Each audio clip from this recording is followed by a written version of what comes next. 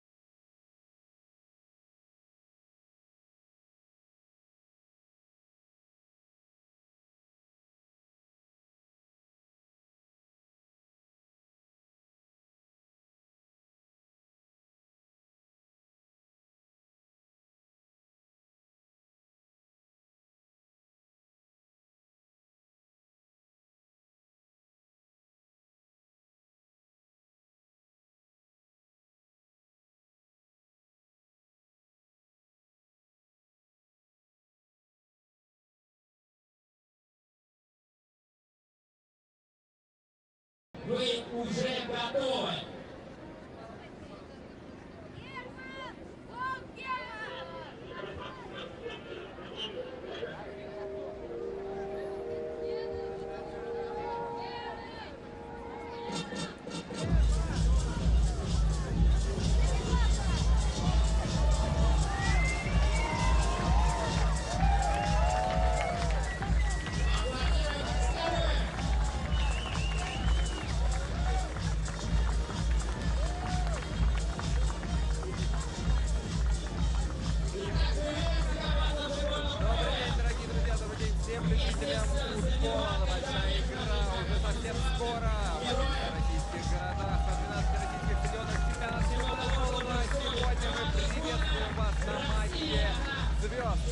организации ФИФА против легенд российской сборной. Меня зовут Кристин, и мы с вами находимся на одной из центральных площадей города Калининград, на площади Победы, где буквально совсем скоро состоится матч между двумя командами с участием действительно больших мастеров. Ну что ж, позвольте вам представить участников сегодняшнего матча. Итак, начнем с хозяев, со сборной России. Сегодня в воротах у нас прославленный вратарь российской команды «Локомотива», «Спартака», ныне очень успешный диджей Руслан Гиматуллин под первым номером, под 14 номером. Также прославленный защитник сборной России и московского «Спартака» Дмитрий Колесов.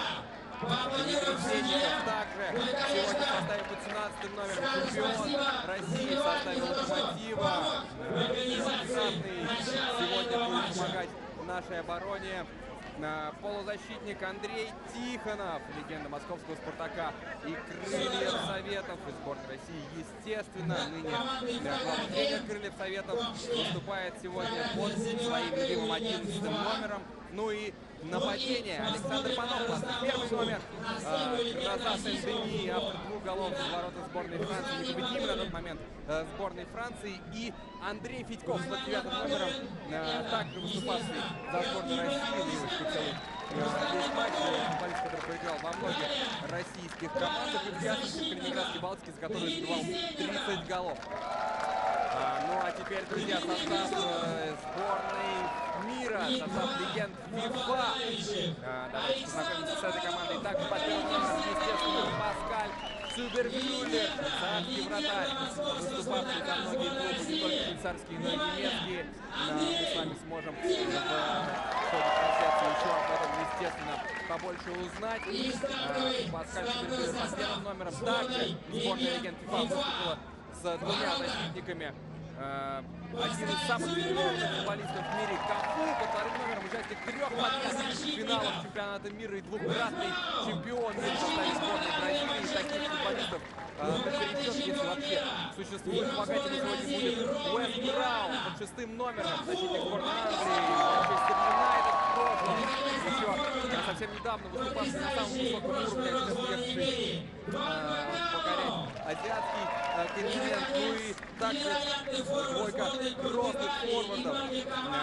Нуну Гомеш, выступающий сегодня под 21 номером, тоже под его любимым номером, футболист, который выступал за Бенфику и за Перестину, естественно, за сборную Португалии. Ну и Манкукану. Друзья, я думаю, что многие из вас помнят этого великолепного нигерийского футболиста, который играл за Арсенал и за Миланский Интер. Сегодня играет под необычным для себя 4 номером. Ну и обсуждать эту встречу будет уругвайский арбитр Хорхе Ларионда. Тоже большая величина с точки зрения цеха судейского. Но игра начинается, друзья. Сборная мира, сборная легенд ФИФА сразу завладевает центр поля инициативы и начинает контролировать мяч. Обратите внимание, что покрытие сегодня практически мини-футбольное. Отличная передача!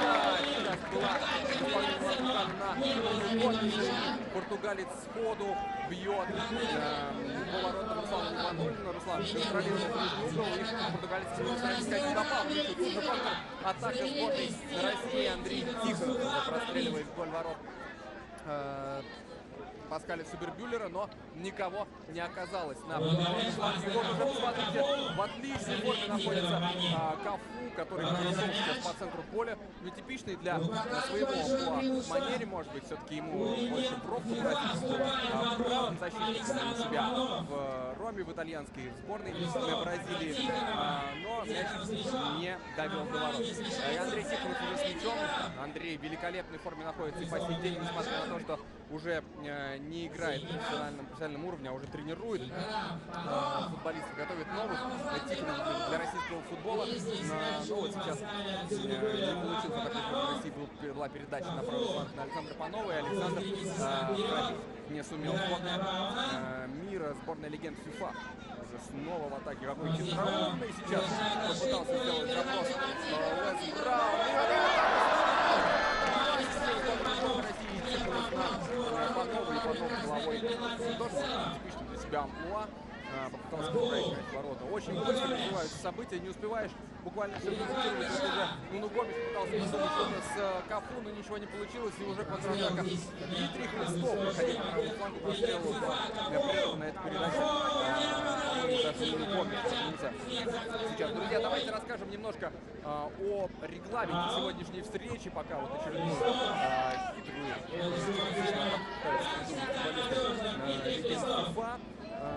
матч сегодняшний проходит по сценарию 2 тайма по 15 минут с небольшим перерывом, так что времени в этом матче не так много, но видим, что темп сумасшедший для такой игры, для людей, которые уже закончили профессиональную карьеру. Сегодня очень жарко в Калининграде, великолепная погода, светит солнце, как вы сами можете видеть, на солнце почти все 30 градусов, но эти люди не собираются отбивать номер, они огромное количество болельщиков в Калининграде смотреть на эту что буквально свисают с бортов и Старый Млад. Все пришли посмотреть на звезд. Ну и вот опасная атака сейчас в исполнении Легенд. Посмотрите, Панов пытался отобрать мяч у Кафу, не получилось, но мяч в руках у Руслана Нигматуллина. Руслан надежен всегда. Передача обрез. Дмитрий Сенников и уже Вес Браун. Передача на Кафу. Кафу на дальней штанге пытается найти Нуну Гомеша, но там Дмитрий Хлыстов все контролировал. Здесь уже Панов выступает в роли центрального защитника, перехватил передачу Панова на Тихонова, и атака сборной России подошла к концу. Кану в атаке ищет, будет 1-0 обыгрывать. Сенников на закрытую вышел из ситуации. Браун решил не бить. Александр, смотрите, какое искушение, какой универсализм демонстрируют футболисты, оказываясь не на своих привычных позициях и великолепно справляясь с этими временными функциями. Андрей Тихонов уже атака нашей команды. 3 против 2. Ну что такое? Тихонов в ударной позиции. Нет, Браун, как в лучшие годы. Сейчас поставил ногу и не дал российскому игроку забить мяч. Ну что, счет 0-0. Счет 0-0. Первый тайм у нас. Легенды ФИФА против легенд сборной России. Кафу атакует удар. Андрей Тихонов теперь уже в исполнении бразильца. И Иван Кукану будет сейчас наводить мяч в игру. Пока у нас небольшая пауза, скажу, что это уже не первый такой опыт для звезд, для легенд. Первый мяч в эту встречу. Играет в итальянской серии А. И 1-0 сборная легенд повел там матч. История на Кубке Конфедерации. Перед Кубком Конфедерации в 2017 году уже встречались между собой команды сборной России, легенд сборной России, легенд ФИФА. И тогда тоже был очень звездный состав. И в том матче по пенальти, после счета 9-9, по пенальти сборная России одолела команду, в которой выступали и Роналдиньо, и Джей Бочи, и Марсель Десаи. Но вот теперь уже похоже, что легенды ФИФА собираются взять реванш. Легенды ФИФА атакуют. Очередная комбинация опасная. Страшно бросается. Руслан пытаясь уже руками забрать мяч у Кафу, а иначе никак и не получится, потому что, конечно, супер технический этот бразильский защитник, несмотря на то, что он защитник, вообще он стал первым влиянием таких техничных латералей. Бразильские за ним пошли, потянулись и Роберто Карлос знаменитый, и Марсело, который сейчас выиграл третий подряд титул чемпиона Европы в составе Реала. Клубного чемпиона Европы, естественно, и Дани Алвес, можно много вспоминать. И, конечно, главная сегодняшнего парка атаковать и сейчас блистать у чужих ворот. Тем временем, пока мы немножко отвлеклись на титул, регалии и место этого великолепного защитника Кафу в истории мирового футбола, сборная России провела атаку. И Дмитрий Сенников в правый угол на ворот Паскаля Цюбербюллера наносил опасный удар. Кстати, Паскаль, помимо того, что был отличным футболистом, сейчас является отличным футбольным функционером. Работает ФИФА, нигерийский нападающий попадает в штангу ворот. Противоходе, что называется, российского вратаря, но чуть-чуть не повезло. Ворота сегодня, естественно, не настоящие, небольшие футбольные, они мини-футбольные, поэтому чуть сложнее будет попасть. Тем временем двухходовка двух Дмитриев, Сенникова и Хлестова едва не завершилась голом. Так неожиданно Хлестов, более опытный Хлестов, в дальний угол поражение, пытался в дальнюю девятку отправить мяч, но чуть-чуть не попал. Кафу показывает Нико Кранчеру, хорватскому полузащитнику, тоже еще недавно приставшему в английской премьер-лиге. Его можно было видеть в составе Тоттенхэм Хотспур. Выступал за киевское «Динамо» не так еще давно. Может тем временем получится Английского, но чуть-чуть не попадает он в ворота. Да, тем временем счет у нас 1-0. Я напомню, что идет первый тайм матча легенд ФИФА и легенд сборной России. И единственный мяч на счету португальца Нуну Гомеша. 1-0 выигрывает наша команда. Дмитрий Хлестов тем временем забирает мяч и не получается, правда, провести быструю атаку нашу команду. Удар! Практически центрального круга расположение Кафу сегодня. Солидный Кафу, несмотря на то, что гол Нуну Гомеша, именно бразильской титанической счет. Андрей Тихонов тем временем с Дмитрием Хлестовым обыгрывается такая спартаковская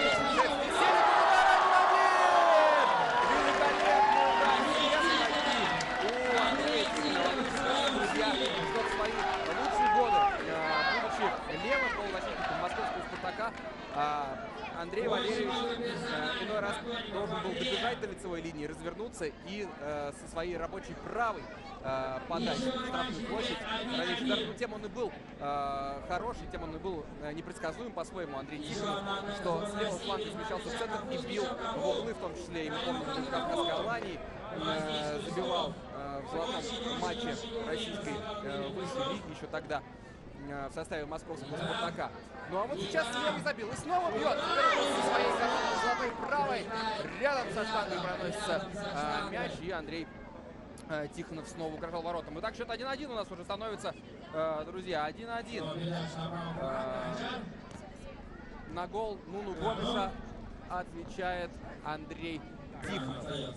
Напомним, что у нас два тайма по 15 минут. С вами первый тайм уже перевалил, надо полагать, за экватор.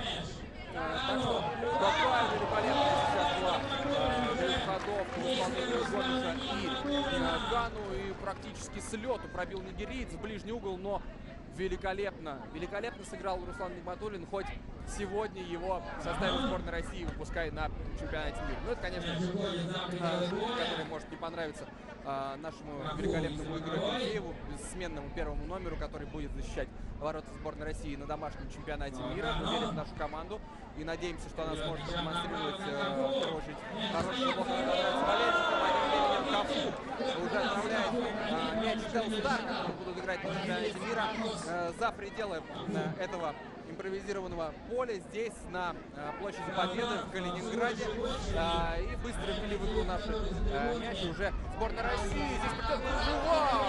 Снова спартаковская двухходовка. Тихонов перевел на Хлестовый мяч, и Дмитрий пробил с лету, но Паскаль Цубербюллер надежный, как швейцарский банк или швейцарские часы. Тем временем контратака в исполнении легенд ФИФА, и уже Кафу бьет по нашим воротам, но Руслан Нигматуллин ничего не хуже швейцарских банков. Андрей Тихонов рвется вперед, пытался пройти Манку Кану. Ну, такой уровень защиты, который демонстрирует нигерийский нападающий сегодня, не пришелся бы к удару, я думаю, многих сборных. Может быть, тем, кто пробились на чемпионат мира в России в этом году, но тем не менее. У нас небольшая пауза, связанная с тем, что Руслану Нигматуллину нужно застираться. Снял он свои перчатки, и тем временем будет главой выполнять сборная легенд ФИФА. И Нманку Кану сейчас ведет мяч с угла поля. Угловой, по-моему, первый в этом матче решили разыграть его, не подавать Гомеш и Нманку Кану, но расстановки у нас очень схожие у двух команд. Едва сейчас Дмитрий Хлестов с великолепным своим прессингом не заработал гол для команды России. Андрей Федьков пока не очень заметен под 9 номером в составе нашей команды выступающий, но мы уверены, что он свое слово еще скажет. Один из лучших бомбардиров, между прочим, в истории калининградского клубного футбола. Снова вручает очень быстро, разыгрывает мяч. Сборная легенда ФА будто бы отказывает слушать про Андрея Федькова, но мы все равно непременно еще сегодня поговорим о том, как он получил свое место в матче, почему аналогичным. Тем временем атака сборной легенд могла увенчаться вторым голом. Кафу великолепно с своего правого фланга сделал передачу на Нуну Гомеша, но тот пробил достаточно слабо.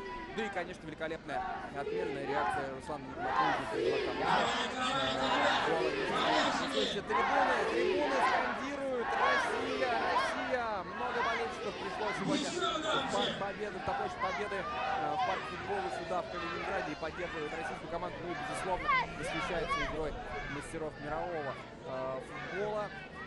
Угловой теперь в исполнении сборной России Андрей Тихонов ищет лазейку и едва не находит Андрея Федькова, тезку своего, в штрафной паскалице Бермудера для того, чтобы забить второй мяч. Но мяч у российской команды душит наша команда соперника, не дает им продохнуть. Затяжная атака, но вот здесь рискованную передачу пытался сделать Дмитрий Хлестов, правда, вырывают сейчас Андрей Федьков уже мяч для нашей команды, пробить не получилось, и Кафу рвется вперед, свои 40 с лишним, 60 лет, он все равно в отличной форме и перебегает, пожалуй, что любого на этом поле.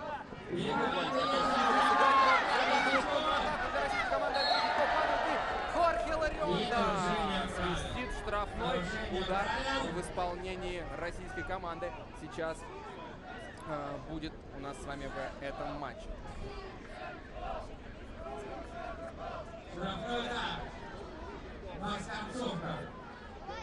Андрей Тихонов передачу. С Андреем Федьковым обыгрываются.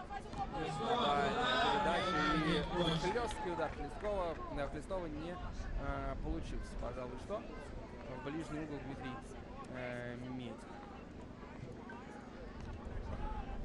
Атакует сборная легенды ФА, но под караулом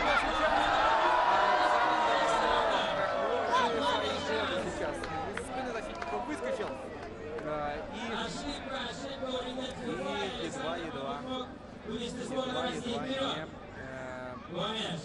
не принес второй гол своей команды.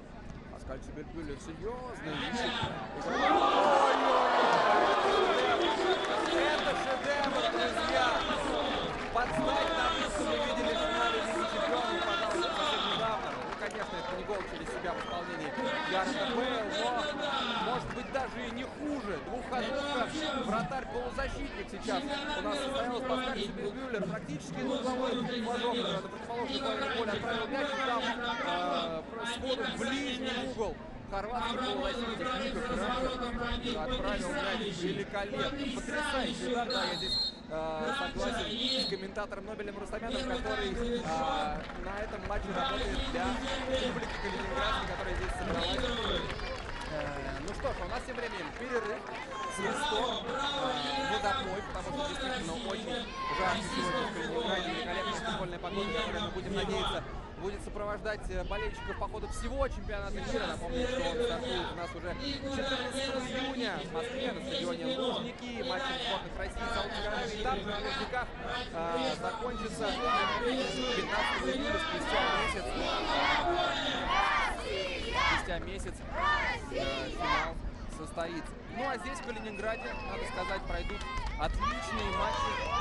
Болельщикам калининградским очень сильно повезло, потому что стадион Калининград местный, который вмещает 35 тысяч зрителей, примет 4 игры. Хорватия и Нигерия. Первый матч 16 июня состоится. И поговаривают, что Марку Кану, нападающий сборной Нигерии, который в прошлом легендарный нападающий сборной Нигерии, который приехал сюда принять участие в этом матче, даже собирается здесь остаться прямо до 16.